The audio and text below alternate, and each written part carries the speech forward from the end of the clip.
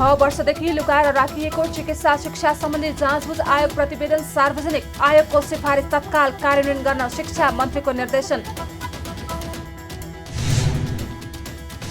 मुलुकभित्र लगानी भित्राउन अध्यादेश ल्याएर ऐनहरू संशोधन गर्ने प्रधानमन्त्रीको प्रतिबद्धता। आयोजनाहरूलाई थप व्यवस्थित बनाउन योजना वर्गीकरणको आधार र मापदण्ड निर्धारण गर्ने उद्घोष।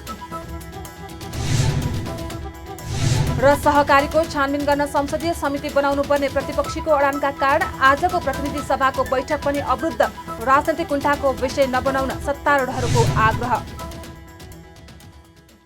नमस्कार, कारोबार समाचारमा स्वागत छ। अब समाचार विस्तारमा। शिक्षा विज्ञान तथा प्रविधि मन्त्रालयले 6 वर्षदेखि लुकाएर राखिएको चिकित्सा शिक्षा सम्बन्धी जाँचबुझ आयोग 2074 को प्रतिवेदन सार्वजनिक गरेको छ। मन्त्रालयले बुधबार शिक्षा विज्ञान तथा प्रविधि मन्त्री सुमना श्रेष्ठको निर्देशनमा उक्त जाँचबुझ आयोगको प्रतिवेदन सार्वजनिक गरेको हो। मन्त्री श्रेष्ठले उक्त जाँचबुझ आयोगको सिफारिस तत्काल कार्यान्वयन गर्ने निर्णय पनि गर्नुभएको छ। तत्कालीन सरकारले 2074 वैशाख 4 मा राजपत्रमा सूचना प्रकाशित गरेर विशेष अदालतका पूर्व अध्यक्ष गौरी बहादुर कार्कीको अध्यक्षतामा डाक्टर उपेन्द्र देवकोटा र शिक्षा मन्त्रालयका सहसचिव सूर्य गौतम सदस्य रहने गरी जाँचबुझ आयोग गठन गरेको थियो। उक्त आयोगले 2074 माघ 21 गते नै तत्कालीन प्रधानमन्त्री शेरबहादुर देउवालाई 171 पृष्ठ लामो प्रतिवेदन बुझाएको थियो। तर उक्त प्रतिवेदन कार्यान्वयन गर्न त परेको कुरा हालसम्म पनि सार्वजनिक समेत भएको थिएन। बुधबार भने शिक्षा विज्ञान तथा प्रविधि मन्त्री सुमना श्रेष्ठले मन्त्रालयको वेबसाइट मार्फत सार्वजनिक गर्नुभएको छ। उक्त जाँचबुझ आयोगले चिकित्सा शिक्षा क्षेत्रका सम्बन्धमा शुल्क, सिट निर्धारण, प्रवेश परीक्षा लगायतका विषयमा छानबिन गरी प्रतिवेदन तयार गरेको थियो। प्रतिवेदनमा अख्तियार दुरुपयोग अनुसन्धान आयोगका तत्कालीन प्रमुख आयुक्त लोकमान सिंह कार्की समेत मेडिकल शिक्षाको व्यथितिका पक्षमा रहेको खिटान गरिएको थियो। काउन्सिलका तत्कालीन रजिस्ट्रार नीलमणि उपाध्यायले पनि पदको दुरुपयोग गरेकाले कारवाही गर्न आयोगको सिफारिस छ। उक्त प्रतिवेदनमा त्रिभुवन विश्वविद्यालय र काठमाडौँ विश्वविद्यालयका उपकुलपतिदेखि पूर्व उपकुलपति तथा मेडिकल काउन्सिलका पूर्व अध्यक्ष, रजिस्ट्रारदेखि मेडिकल कलेजको अनुगमनका लागि खटिएका विज्ञ टोलीमा सहभागी 43 जनालाई सरकारी सेवामा नियुक्त नगर्ने, पदबाट तुरन्त हटाउनेदेखि भ्रष्टाचारमा मुद्दा अगाडि बढाउने सम्मको कारवाही सिफारिस गरेको छ। आयोगले बुझाएको प्रतिवेदनमा मेडिकल शिक्षा क्षेत्रको अनियमिततामा त्रिविका पदाधिकारीहरू नै अगुवाको रूपमा रहेको उल्लेख छ। गुणस्तरीय शिक्षाका लागि काम गर्नुपर्ने प्राज्ञिक र नियामक निकायका प्रमुख पदाधिकारी नै अनियमिततामा संलग्न रहेको भन्दै उनीहरूलाई तत्कालै पदबाट बर्खास्त गर्न आयोगले सिफारिस गरेको थियो। प्रधानमन्त्री पुष्पकमल दाहालले मुलुकभित्र लगानी भित्राउन आवश्यक परे अध्यादेश नै ल्याएर भए पनि ऐनहरू संशोधन गर्ने प्रतिबद्धता जनाउनु भएको छ। बुधबार नेपाल उद्योग वाणिज्य महासंघको 58औं वार्षिक साधारण सभालाई सम्बोधन गर्दै प्रधानमन्त्री दाहालले मुलुकभित्र लगानीलाई वृद्धि गर्नुपर्नेका साथै लगानीलाई उचित ढंगले प्राथमिकरण गर्नुपर्ने आवश्यकता औल्याउँदै लगानी सम्मेलनलाई अधिकतम प्रभावकारी र परिणाममुखी बनाउन ठोस गृह कार्य र तयारी सहित अगाडि बढेको दावी गर्नुभयो। उहाँले देशमा लगानीको वातावरण निर्माण गरी लगानी भित्राउन नीति, कानून, सोच, संरचना र कार्यशैलीमा चुनौती रहेको भन्दै त्यसलाई सम्बोधन गर्न सरकारले आवश्यक परे अध्यादेश नै ल्याएर भए पनि लगानी भित्राउन प्रतिकूल देखिएका ऐनहरू संशोधन गर्ने तयारी गरिएको बताउनुभयो। उहाँले यसबाट लगानीका नयाँ क्षेत्रहरूको पहिचान र छनौट एवं प्रतिबद्धता बमोजिम लगानी भित्राउन महत्त्वपूर्ण योगदान पुग्ने विश्वास समेत व्यक्त गर्नुभयो। उद्योगी व्यवसायी लगायत लगानीकर्ताको मनोबल उच्च राख्दै देशको आर्थिक रूपान्तरणमा गति दिन सरकार प्रतिबद्ध छ। वित्तीय प्रणालीको स्वस्थ र सबल नियमनलाई उच्च प्राथमिकतामा राखी निजी क्षेत्रलाई उच्च मनोबलका साथ काम गर्ने वातावरणका निम्ति सरकारको तर्फबाट आवश्यक सहजीकरण र व्यवस्थापन गरिनेछ। तसर्थ नेपाल उद्योग वाणिज्य महासंघ लगायत सम्पूर्ण निजी क्षेत्रका सङ्घ संस्था र प्रतिनिधिहरूलाई उच्च मनोबलका साथ अगाडि बढ्न समेत अपिल गर्दछु। अहिले एफएनसीसीआईको तर्फबाट निजी क्षेत्रका तर्फबाट जे घोषणा भनेर गरिएको छ त्यो प्रतिबद्धता सबै राजनीतिक नेतृत्वले पनि गरोस् भनेर उहाँहरूले राख्नु भएको छ। सरकार त्यसमा सकारात्मक छ र त्यसलाई समर्थन गर्नेछ। यसको साथै आजै हामी 16औं योजनाबारे राजनीतिक नेतृत्व र योजना आयोग लगायत अर्थ मन्त्रालय हाम्रो छलफल छ। त्यसमा पनि तपाईहरुको कुराहरुबारे सकारात्मक ढंगले लिनेछ। अन्त्यमा यहाँहरूले देखाउनु भएको चासो र मागलाई सम्बोधन गर्न सरकार र निजी क्षेत्रको बलियो एकता आवश्यक रहेकोमा जोड दिँदै यस साधारण सभाले अर्थतन्त्र सुधारका क्षेत्रमा महत्त्वपूर्ण निर्णय लिने अपेक्षासहित 58औं वार्षिक साधारण सभाको भव्य सफलताको शुभकामना व्यक्त गर्दछु। प्रधानमन्त्री दाहालले सरकारको निरन्तर प्रयासका कारण अर्थतन्त्रका आन्तरिक र बाह्य सूचकहरू सकारात्मक बन्दै गएको दावी गर्दै अर्थतन्त्र सुधारको प्रक्रियालाई तीव्रता दिनका लागि थप दृढताका साथ अगाडि बढ्ने प्रतिबद्धता समेत जनाउनुभयो। त्यस्तै उहाँले यसपटक नीति तथा कार्यक्रममाथि गहन छलफल गरी त्यसबाट प्राप्त सुझावहरू समेत समावेश गरी नीति तथा कार्यक्रम परिमार्जन हुने विश्वास व्यक्त गर्दै बजेटमा समेत सोही विधि अवलम्बन गरिने स्पष्ट पार्नुभयो। प्रधानमन्त्री दाहालले यसपटकको बजेटमा उत्पादन र रोजगारी एवं कृषिजन्य उद्योगमा जोड दिने पनि स्पष्ट पार्नु भएको छ। यसका साथै साधारण खर्चमा आवश्यक मितव्ययिता अवलम्बन गर्दै पुँजीगत खर्च वृद्धि गर्न आयोजना र कार्यक्रमहरूको प्राथमिकीकरण गर्नुका साथै आयोजनाहरूलाई थप व्यवस्थित बनाउन योजना वर्गीकरणको आधार र मापदण्ड निर्माण गर्ने, समपूरक र विशेष अनुदान बढाउन जोड गर्ने, सशर्त अनुदान कटौती गर्दै लैजाने र जनतासँग प्रत्यक्ष जोडिने स्थानीय सरकारलाई बलियो बनाउनेतर्फ जोड दिने प्रतिबद्धता समेत जनाउनु भएको छ। साधारण खर्चमा आवश्यक मितव्ययिता अवलम्बन गरी पुँजीगत खर्च वृद्धि गर्न आयोजना र कार्यक्रमहरूको प्राथमिकीकरण गर्नुका साथै आयोजनाहरूलाई थप व्यवस्थित बनाउन योजना वर्गीकरणको आधार र मापदण्ड निर्धारण गरिएको छ।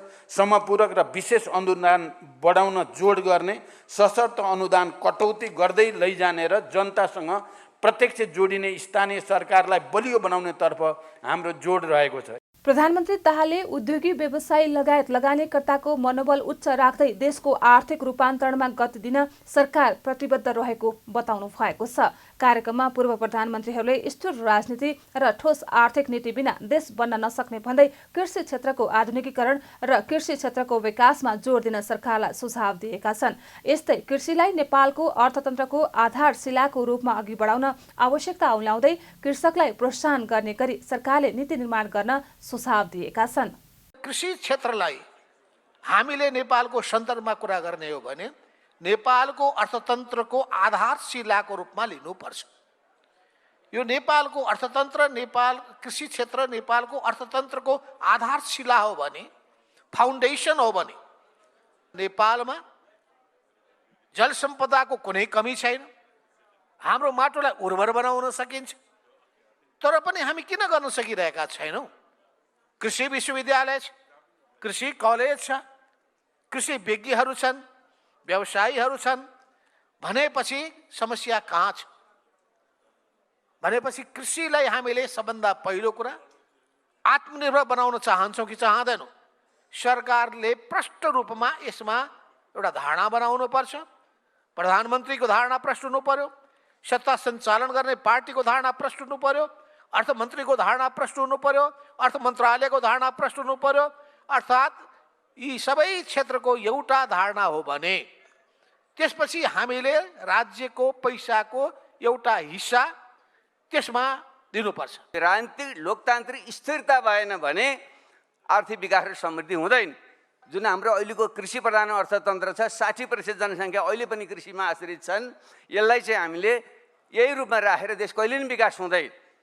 कृषि, उद्योग र सेवाका जुन 3टा क्षेत्र हुन्छन्, त्यसैले कृषि क्षेत्रको आधुनिकीकरण र उद्योग क्षेत्रको विकास यसको सुरुमा जोड र कृषि क्षेत्रको जनसङ्ख्यालाई कमसेकम 10% भन्दा तल झार्ने, उद्योग क्षेत्रमा लागेको श्रम शक्तिलाई 35-40%सम्म नभए 30-35%सम्म पुर्याउने र सेवा क्षेत्रलाई तपाईँले 50-45-50-50सम्म पुर्याउने हो। यसो भयो भने देश विकास हुने हो।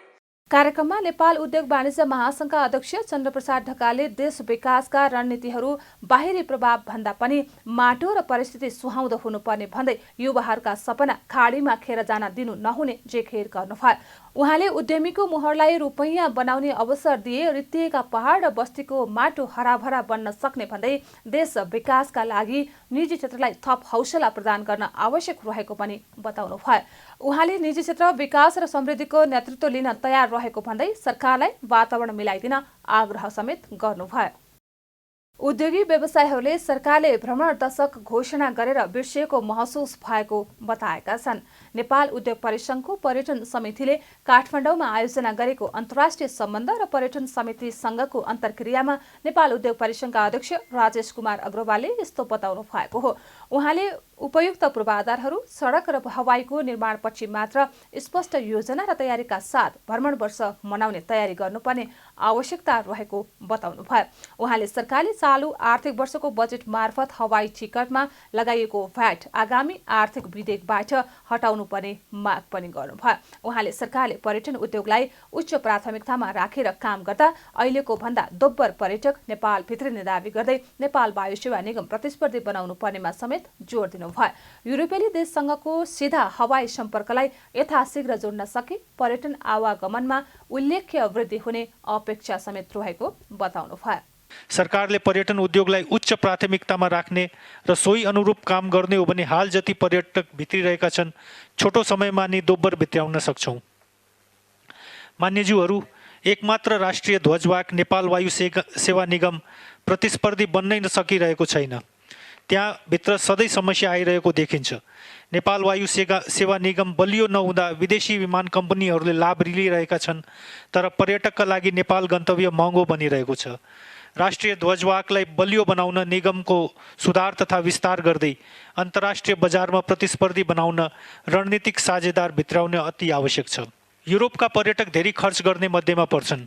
उनीहरू नेपाल गर्न पनि रुचाउँछन्, तर युरोपियन युनियनले नेपाललाई सन् 2013 देखि हवाई सुरक्षा सूचीमा समावेश गरेदेखि युरोपेली देशसँग हाम्रो सिधा हवाई सम्पर्क टुटेको छ।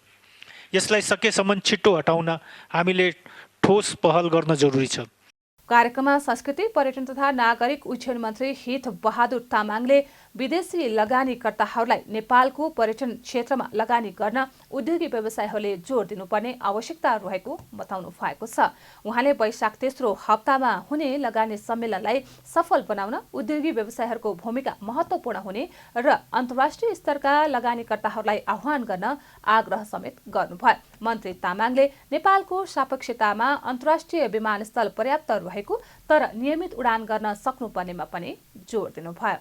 म के भन्न चाहन्छु भने अन्तर्राष्ट्रिय स्तरका ठुला लगानीकर्ताहरूलाई त्यो लगानी सम्मेलनमा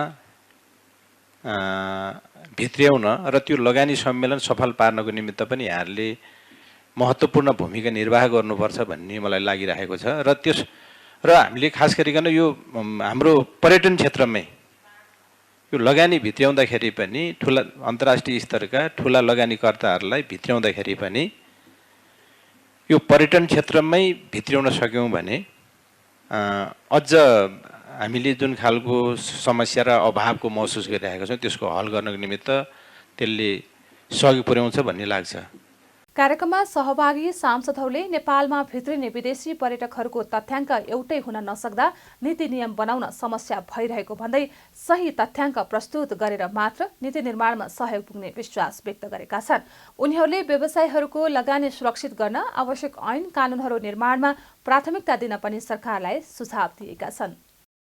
विक्रमसम्म 2080 को अन्तिम कारोबार दिन बुधबार नेप्से परिसूचक दोहोरो अङ्कले घटेको छ।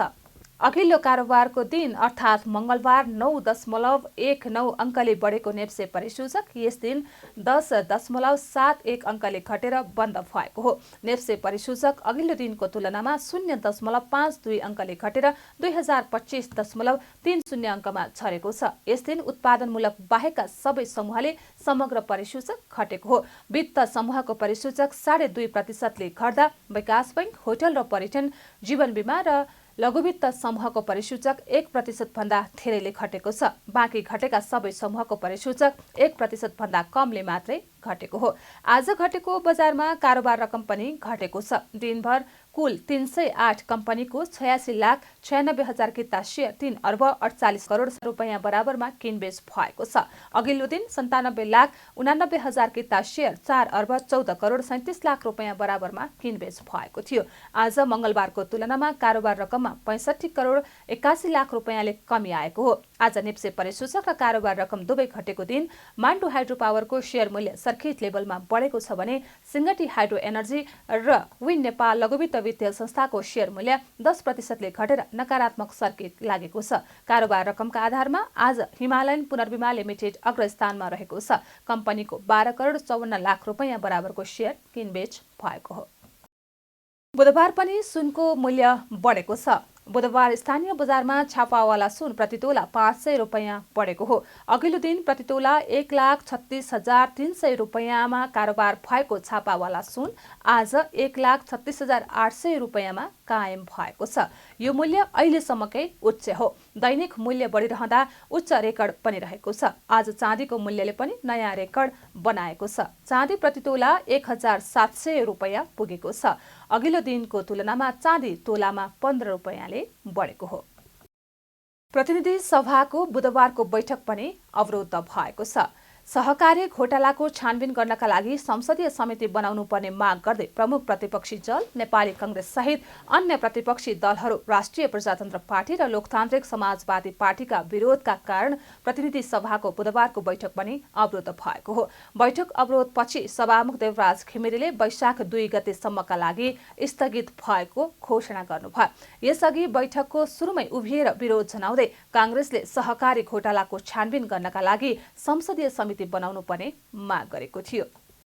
50,000 भन्दा बढी सहकारी पीडितहरूले जम्मा गरेको, कतिपय आमाहरूले डोकामा साग बोकेर साग बेचेर रकम जम्मा गरेको पैसा अहिले पीडितका नाममा अरबौं एउटा संस्थामा जाँदा छानबिन गर्नु पर्दैन, त्यसलाई छोडिदिनु भन्ने पद्धतिको विकास हो भने नेपालको कानुन कहाँ जाने हो? कानुनी पद्धति कहाँ जाने हो? भोलि जनताले कसरी न्याय पाएनन्? सभामुख महोदय म अनुरोध गर्न चाहन्छु, 6वटा सरकारीको 1 अरब भन्दा बढी गोर्खा मिडिया नेटवर्कको रूपमा पैसा गएको छ।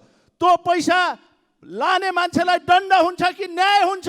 यो फसेला गर्ने ठाउँ कहाँ हो? त्यसैले हामी भन्न चाहन्छौँ, निष्पक्ष एउटा संसदमा छानबिन समिति, संसदीय छानबिन गठन होस्।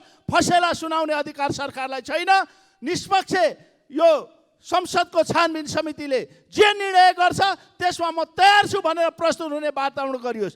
विभिन्न बहानामा प्रतिपक्षले संसद अवरोध गर्यो भन्ने होइन। सभामुख महोदय म सक्न चाहन्छु, हामी कुनै पनि हालतमा संसद अवरुद्ध गर्न चाहन्नौँ। यो संसदीय पद्धतिका लागि धेरै मान्छेले शहादत प्राप्त गरेका छन्। नेपाली कांग्रेसका कार्यकर्ताहरूले संसदीय पद्धतिलाई दह्रो बनाउन हामी लाग्नेछौँ, तर संसदभित्र पसेर संसदमाथि प्रहार गर्ने, ठगी गर्ने र संसद चल्न नदिने सरकारको नियतप्रति हाम्रो आशंका छ। त्यसैले यसले संसदीय समिति निष्पक्ष छानबिन गर्न हामी माग गर्छौँ। सभामुख महोदय, बैठकमा राप्रपाले मंगलबार आफ्नो पार्टीको प्रदर्शनमा भएको प्रहरी दमनको विरोधमा बैठकमा उभिएर अवरोध जनाउँदै सहकारी घोटालाको पनि छानबिन गर्नुपर्ने माग गरेको थियो। राप्रपासँगै लोकतान्त्रिक समाजवादी पार्टीले पनि सहकारी ठगी प्रकरणको छानबिन गर्न संसदीय समिति बनाएर छानबिन गर्नुपर्नेमा माग राखेको छ। हामी शान्तिपूर्ण आन्दोलनमा विश्वास राख्ने मान्छे हो। हामी प्रजातन्त्रलाई विश्वास राख्ने मान्छे हो। आज आफ्ना माग पुरा भएनन् भनेर स्कुलका विद्यार्थीलाई थुनेर आगो लगाएर मार्ने मान्छे होइन। हिँड्दै गरेको बममा आफ्ना माग पुरा भएनन् भनेर बम पट्काउने मान्छे होइन। आज राष्ट्रका सुरक्षाकर्मीलाई बम हानेर मार्ने मान्छे होइन।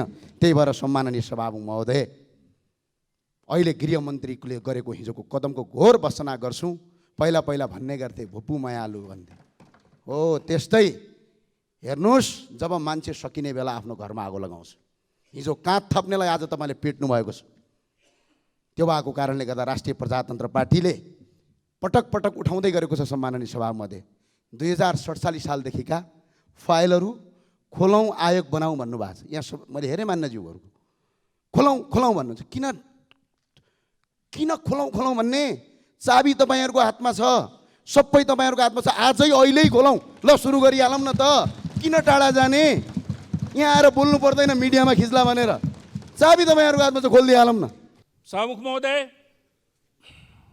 2047 सालदेखिको सबै भ्रष्टाचार काण्डको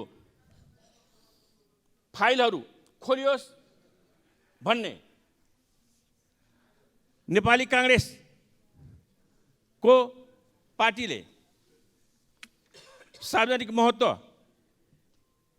संसद समितिमा चाहिँ दर्ता गराएको र राष्ट्रसभाको पनि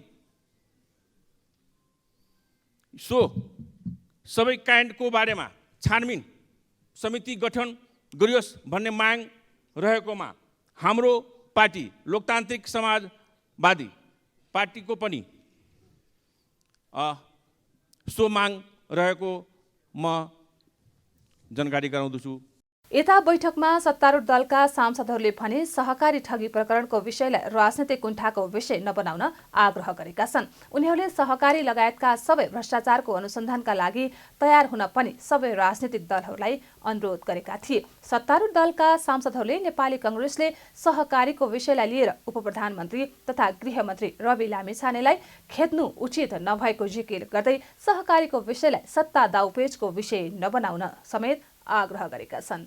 यो सहकारीका सन्दर्भमा यो रवि लामिछानेजी वा कोही मन्त्रीजी गृहमन्त्रीजी वा कोही केन्द्रित सत्ताबाट प्रतिपक्षमा गएको कारणले वा प्रतिपक्षबाट सत्तामा आएको कारणले उठाउने विषय होइन। सहकारीका सन्दर्भमा राष्ट्रिय बहस सिर्जना गरौँ, समाधान गरौँ र कुनै पनि समस्याहरू समाधान छन् भने ती अध्ययन गरौँ, अगाडि बढौँ भन्ने कुरा म राख्न चाहन्छु। र यो सत्ता र प्रतिपक्षको सौदाबाजीको दाउपेचको त्यो खालको विषय नबनाऊ भन्ने कुरा म राख्न चाहन्छु।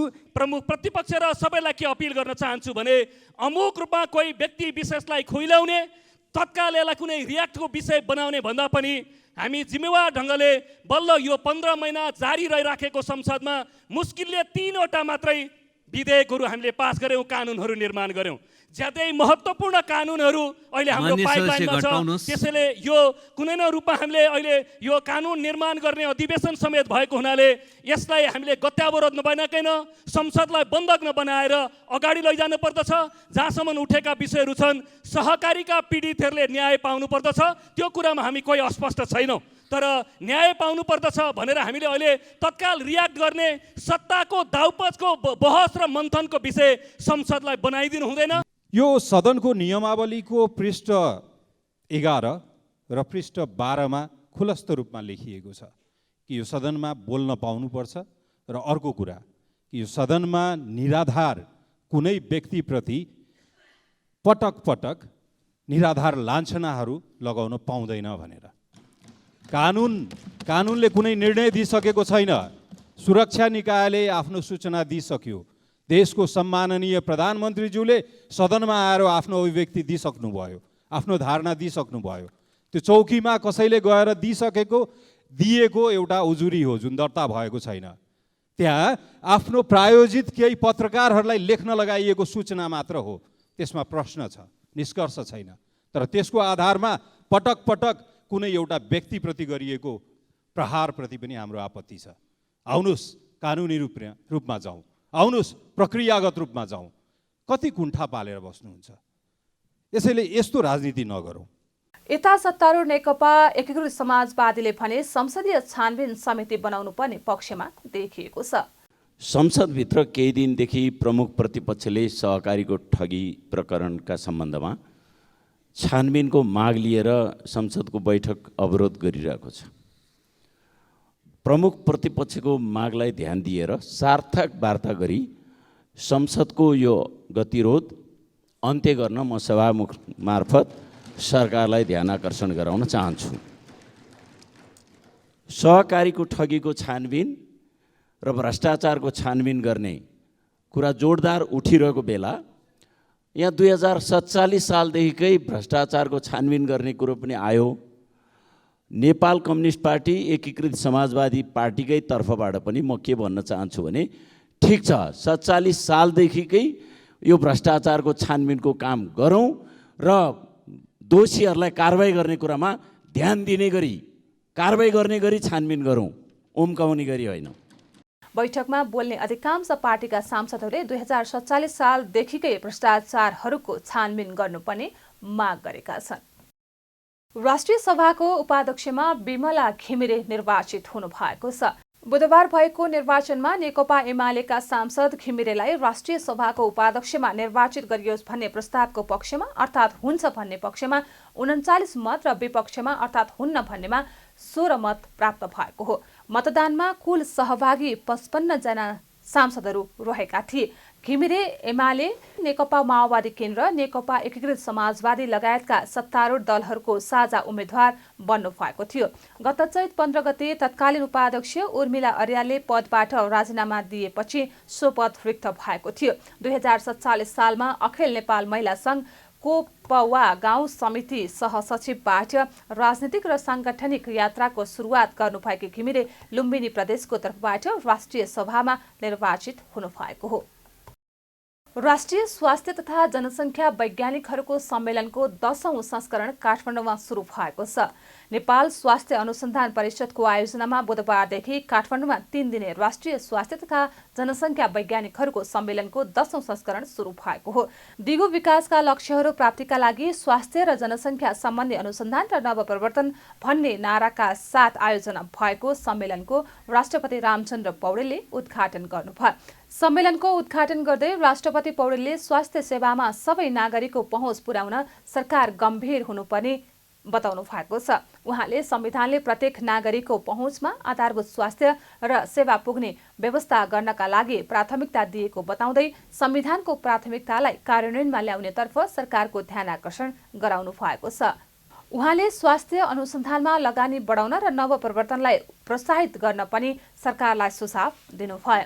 स्वास्थ्य क्षेत्रले विभिन्न राष्ट्रिय एवं अन्तर्राष्ट्रिय दस्तावेजहरूद्वारा निर्दिष्ट लक्ष्य तथा दिशाहरूको आधारमा अवलम्बन गरेका स्वास्थ्य क्षेत्रका लक्ष्यहरू प्राप्त गर्न नेपाल सरकारले स्वास्थ्य अनुसन्धानमा लगानी बढाउन र नवप्रवर्तनलाई प्रोत्साहित गर्नु जरुरी छ।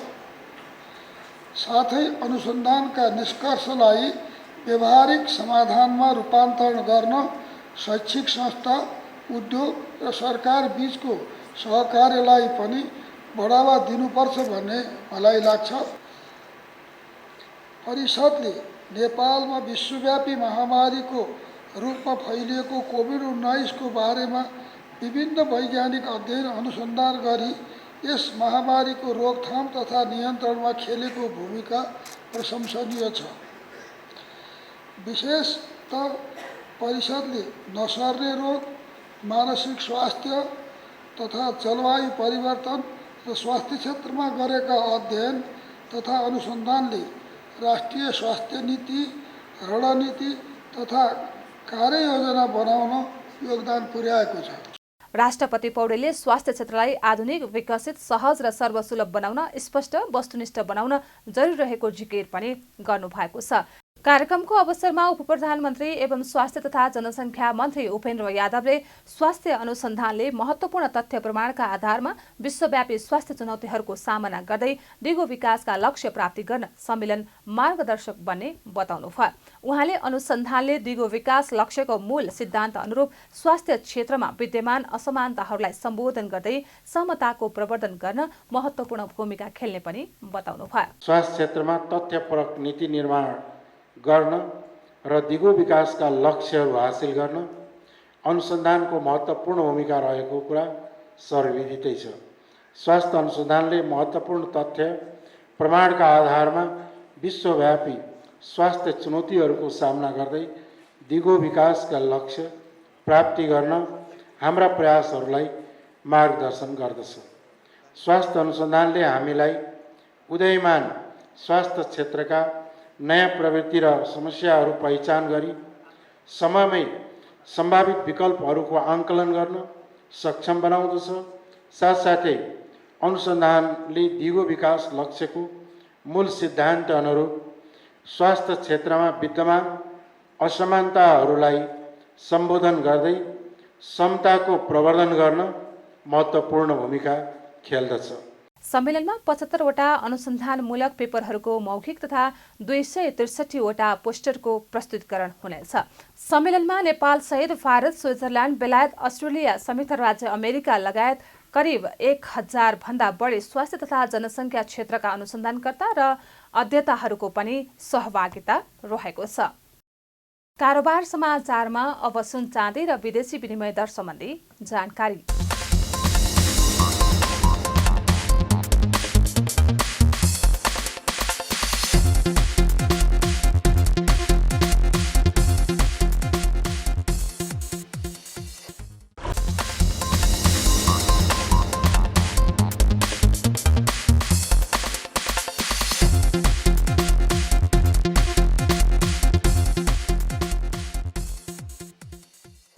बिदा हुनु अघि अहिलेसम्मका प्रमुख समाचार फेरि एकपटक।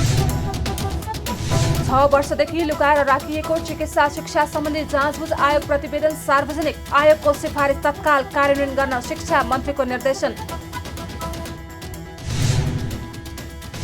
मुलुकभित्र लगानी भित्राउन अध्यादेश ल्याएर ऐनहरू संशोधन गर्ने प्रधानमन्त्रीको प्रतिबद्धता। आयोजनाहरूलाई थप व्यवस्थित बनाउन योजना वर्गीकरणको आधार र मापदण्ड निर्धारण गर्ने उद्घोष। र सहकारीको छानबिन गर्न संसदीय समिति बनाउनु पर्ने प्रतिपक्षीको अडानका कारण आजको प्रतिनिधि सभाको बैठक पनि अवरुद्ध। राजनैतिक कुण्ठाको विषय नबनाउन सत्तारूढहरूको आग्रह। कारोबार समाचार सकियो। हामीलाई बिदा दिनुहोस्। नमस्ते।